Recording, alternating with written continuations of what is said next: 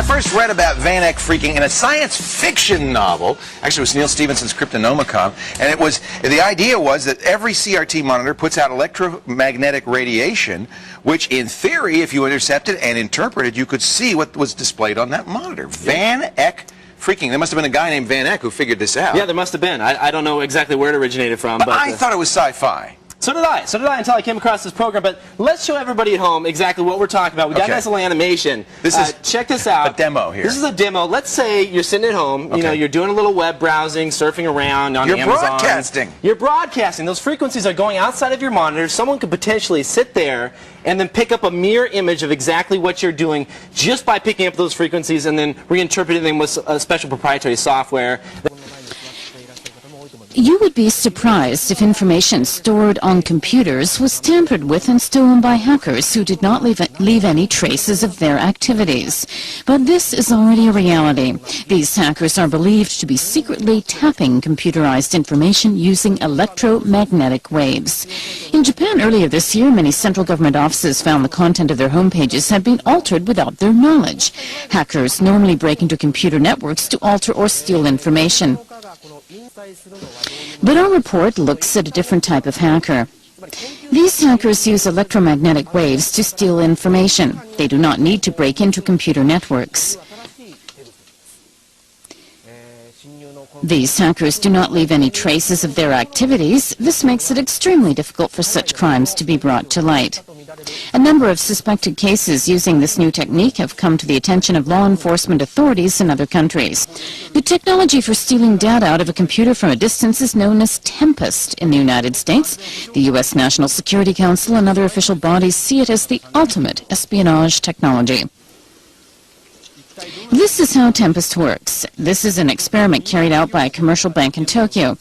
A researcher inputs a word on a regular personal computer as sold in ordinary shops.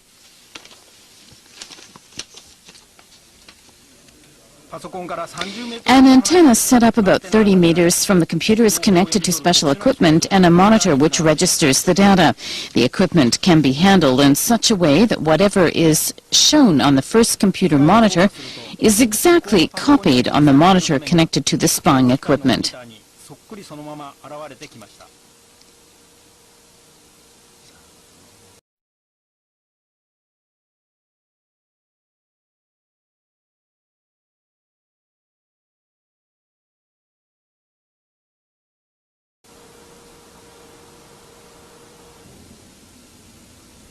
The secret factor in this technology is the cable which links computers and their monitors or displays. When you use a computer, the data is converted into electronic signals which are transmitted through a cable to the display. A weak electromagnetic wave is emitted from the surface of the cable.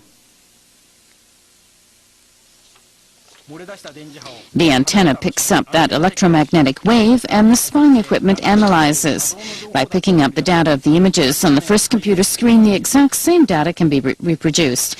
Using this technology, information about new products or personal information about customers can be stolen from companies by spies operating from outside the building.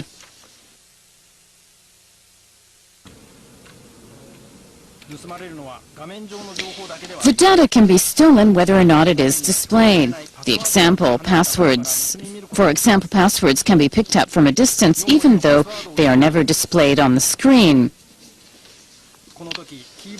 Let's feed in a 4-digit password.